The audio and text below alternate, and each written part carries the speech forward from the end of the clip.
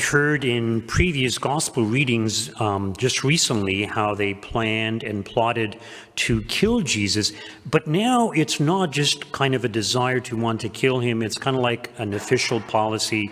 We got to get rid of this guy. And this is something that the Jewish leaders are conspiring to do. And notice there's this prophecy of the high priest for that year that it is better for you to have one man die for the people than to have the whole nation destroyed. And there's truth to that. There's a lot of truth to that. So Jesus would give his life in order to save the nation, to save all people, or at least to make salvation possible for all people.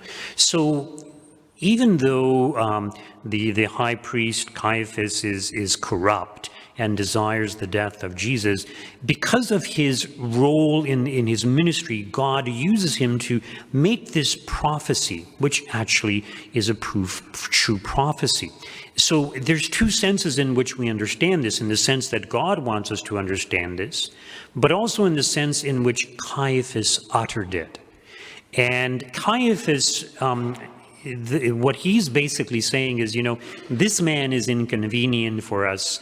Let us kill him. If we don't kill him, well, he will have a large following, and maybe there will be an uprising, and the Romans will come and suppress the Jewish people or kill many of the Jewish people. So he's thinking along human terms. And it's very important that we keep the principle in mind that it is always wrong to do an evil for the sake of a good. It's always wrong to do an evil for the sake of a good. But you see, this is exactly what he is proposing. Let's do an evil, let's kill this man in order to prevent some evil from happening. In other words, we're going to bring about a greater good. So it's always wrong to do that, but there are exceptions. And the exceptions only occur when it's a matter of life and death, and when there is absolutely no other option.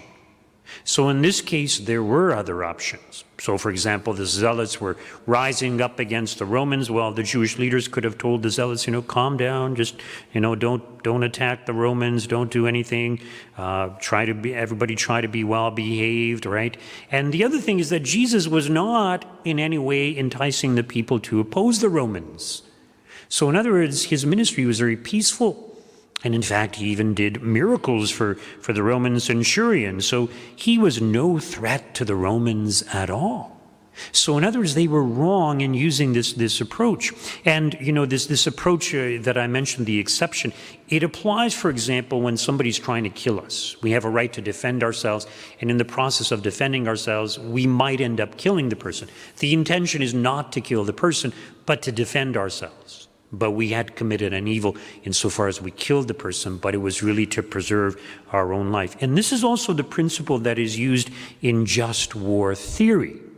So it's kind of like, okay, well, if the country wants to attack us and to suppress us, we try all kinds of means of negotiation and, all these things. But if it doesn't happen, then we go to war with that country. So there's actually quite a lot of criteria for just war theory. It's rather interesting. But in this case, it doesn't apply.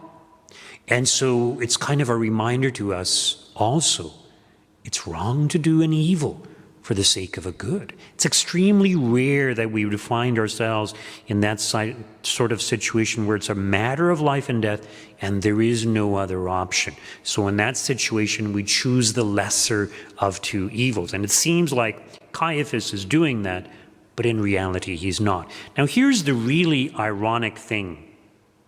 Caiaphas and the other Jewish leaders, they have their reasons for wanting to get rid of Jesus, but their justification is, well, if we don't kill him, the Romans will attack us and destroy our nation. So they use that as their justification. But the reality is that even though they killed Jesus, in the year 70, the Romans attacked Jerusalem. And it's estimated that over 1 million Jews died defending Jerusalem. In other words, it's kind of like the nation was destroyed. I don't know how many survived, and not only that, but they destroyed Jerusalem and they destroyed the temple in fulfillment of Christ's prediction to such an extent that not one stone of the temple was left upon another.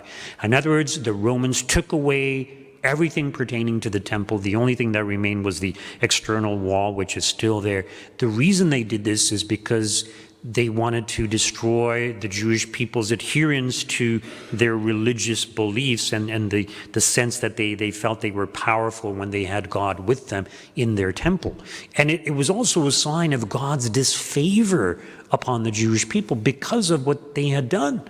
Had they accepted Christ and acted according to God and not taken matters into their own hands and done evil, hopefully for the sake of a good, God would have blessed them. God would have preserved them. But they took matters into their own hands. And this is often what we tend to do. And sometimes we do it even without thinking. You know, somebody offends us. When we get angry, we feel we have to take matters into our own hands. We feel that it is better for us to get angry and tell somebody off than to allow the evil of having them having offended us. It's kind of like how we rationalize things. But it's wrong. We don't have a right to do evil for the sake of a good. It's always wrong. So it's important that we keep this principle in mind, and many Catholics aren't aware of this principle. And like I said, yes, there may be some exceptions, but it's extremely rare that there are these exceptions. So let's try to apply this principle to our own lives. It's wrong to do an evil for the sake of a good. Let's not take matters into our own hands. Let's not think that we are the ones who have to solve all of our problems, but rather let us turn to God. Let us seek God's guidance, and let us have God inspire us and motivate us to do the right thing, to deal with whatever difficulties we may have to face on a regular basis. Just a reminder, this evening after the 5 p.m. Mass, we will have a procession, a rosary procession around the church and the school. And also after that, we will have our question and answer session in the parish hall, and light refreshments will be available.